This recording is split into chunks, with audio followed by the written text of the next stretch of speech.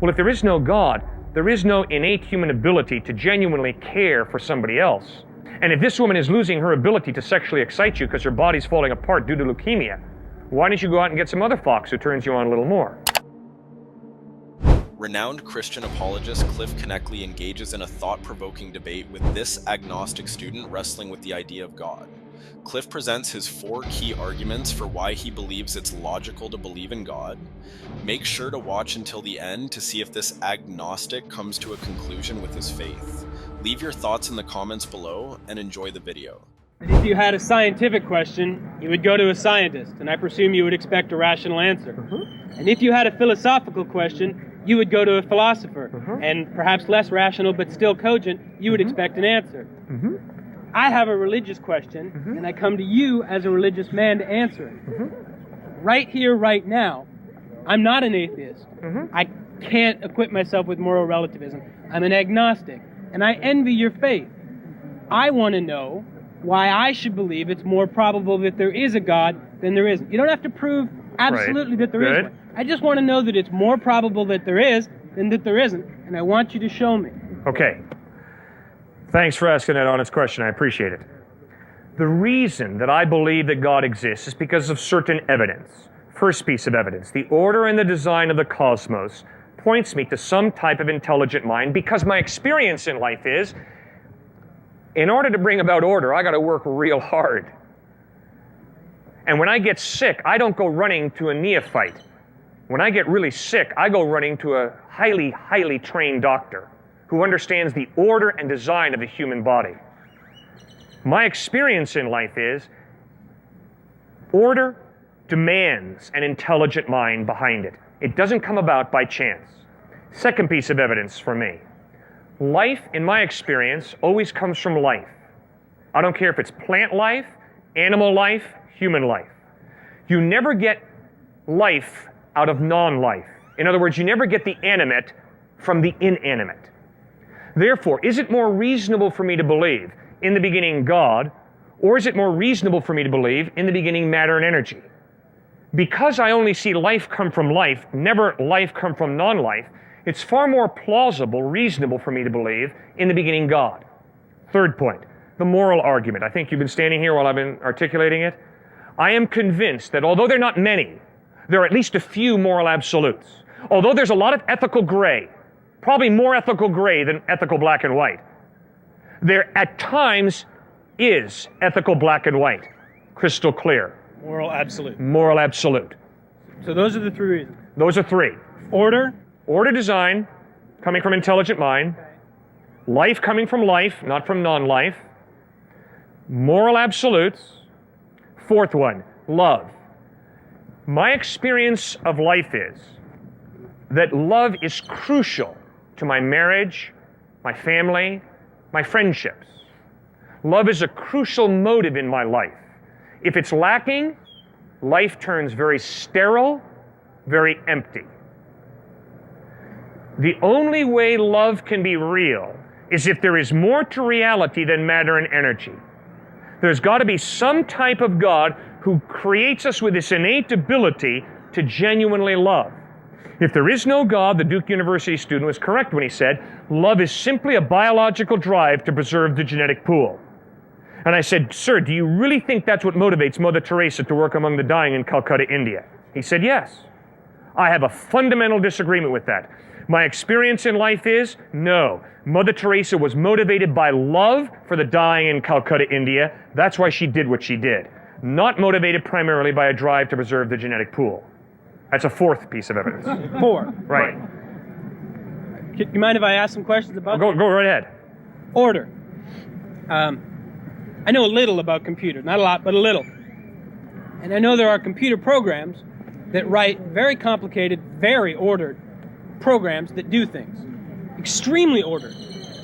But I would not go back and say that the program that wrote it is a life, or capable of love, or capable of thought in the way I think of thought.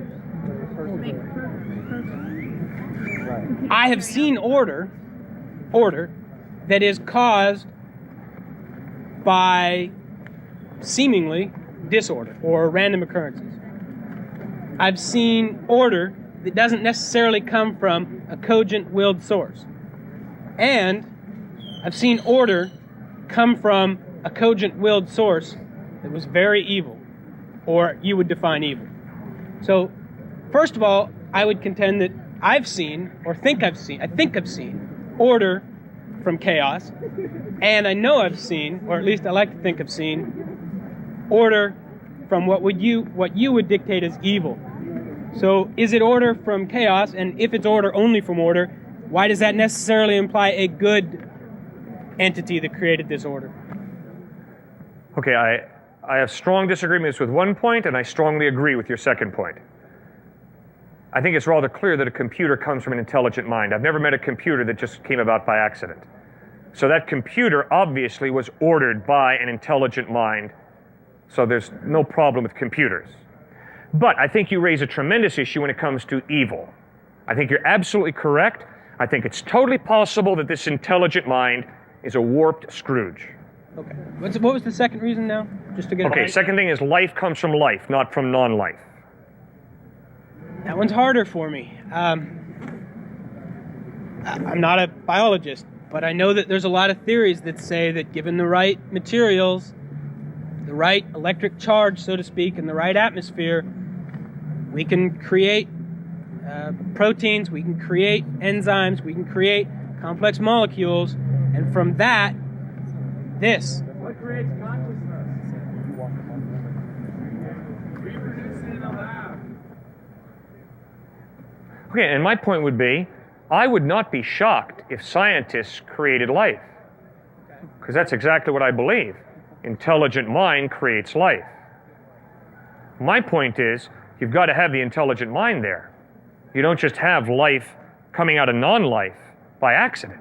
You don't think it's possible, even remotely possible, even infinitesimally remotely possible, that in some primordial pool, a lightning strike struck a complex of molecules that created an enzyme that then allowed us to evolve into this over billions of years? Anything is possible.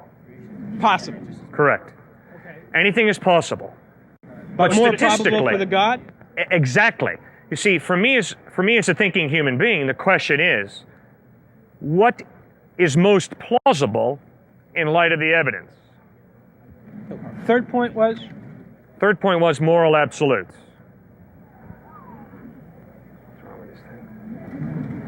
I don't have a counter for that. Fourth? Fourth point was love.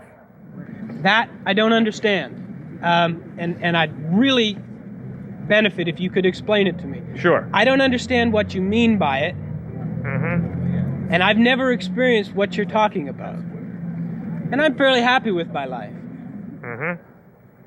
All right. What I'm talking about is, in the 60s, there was a riot at the Sorbonne, the French university in Paris. And a young man walked up to a bearded man and said, "Excuse me, sir, what are you rioting about?"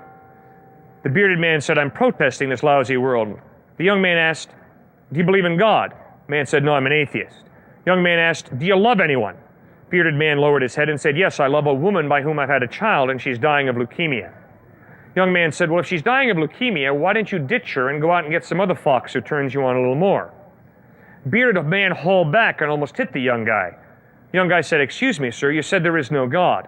Well, if there is no God, there is no innate human ability to genuinely care for somebody else. And if this woman is losing her ability to sexually excite you because her body's falling apart due to leukemia, why don't you go out and get some other fox who turns you on a little more? And then the young man pulled out a Gospel of John where we read that there is a God, and this God is love. And when he created you and me in his image, in his likeness, he placed within you and me the innate ability to love. So every atheist loves, every agnostic loves, every theist loves. Why? Because we're human beings, not machines. We're human beings created in the image and likeness of God. Is that love the only emotion that God put in us, or are all of No. our emotions from God? No, God gave us emotions, but due to our sin, we can twist those emotions. The classic example is anger. There's nothing wrong with anger. Confronted by evil, God is angry. Confronted by evil, I should be angry. That's moral indignation. That's righteous anger. But in my selfishness, in my sinfulness, I twist anger and I lose my temper with someone because they step in front of me at the line at the airport. Don't they know who they just stepped in front of? And so I explode in a selfish type of anger, and that's sinful. If we tie this with your creation ex nihilo argument, creation from nothing, the counter to it, everything here from God. Was there anything before God? Was there any before God? God is eternal, so there's nothing before God. Everything from God. No, not everything from God. Because God has given you and me gifts of creativity, obviously God did not make your jacket or eyeglasses. Obviously God did not build that building. And obviously if I go up to him and kick him in the jaw, that's not God kicking him in the jaw. Or if I go up to him and pull my wallet out and give him $1, it's not God giving him $1.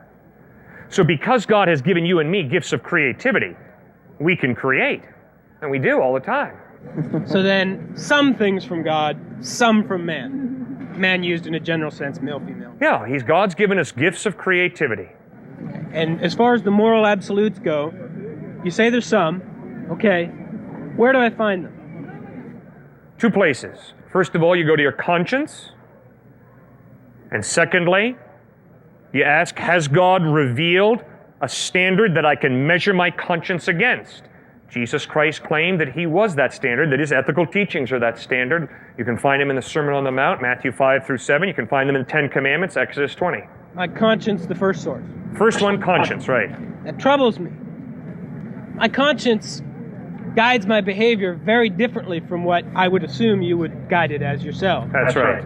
I'm extremely selfish and almost exclusively act in my own interest. That's right. That is how my conscience guides me. Uh-huh. Well, I dare say, though, that occasionally you experience guilt. Maybe not often, but occasionally. My point is... Really guilt. You've never experienced guilt? Not guilt. I've regretted my actions in the sense that they didn't have the outcome I thought they were. They weren't as beneficial to me as I thought they would be. That's regret, but not guilt. All right. Speaking for myself, at times I have experienced guilt, which means I am convinced that what I did was wrong. Compared to something other than your conscience? Well, all I know is I experience guilt. My conscience informs me of it. Okay. And these 4 reasons that you've given, you feel, make it more probable that there is a God than that there isn't. Correct. And then there's another one. Okay. Your agnosticism. Okay. It is an intellectual option to be an agnostic. It is a practical impossibility. Every day you have to make priorities. Every day you have to make ethical decisions. And your priorities in life and your ethical decisions in life, show very clearly you're not agnostic. You believe something, you believe in someone. That has motivated you to set the priorities that you have. I obviously don't know what those are. What you believe in has obviously motivated you to invest your money the way you do, your time the way you do. So there are many people who can say, I'm agnostic, I don't know. But practically, the way you live your life shows that you believe something. So then would it be more honest of me to say, practically, I believe in me? And yes, correct. Then I may have misinterpreted agnosticism. I took it and have taken it to mean, I don't know what's there. I'm not going to make any decision about it. I'll listen to whoever has something to say and see what I think. Right, and I think intellectually you can do that. But now, you have to go out and live your life. And the way you live your life shows whether you acknowledge God or not. See, that's the embarrassing thing about what we're talking about out here. The embarrassing thing about what we're talking about here is, it's not like, do you like black leather or brown leather jackets? Which is totally an issue of your own preference. Do you like Pepsi or Coke? Because you see, it really doesn't matter whether you like a brown leather jacket or a black leather jacket, whether you like Pepsi or Coke. Those are rather inconsequential issues. But the issue of God's existence is not along the lines of Pepsi and Coke, black and brown leather jackets. It's an issue that goes right to the heart of human existence, because it's an issue of what is the meaning and purpose of your life? Why do you live your life ethically the way you do? And what about life after death? Are you ever going to have to answer to anybody for the way you lived your life? You see, so due to the grievously serious nature of the issues that are all wrapped up in God's existence, although I can say, I don't know whether God exists or not, the way I live my life, the meaning I attach to my life, the ethical decisions I make in my life, Knechtle will tell you what I believe about reality.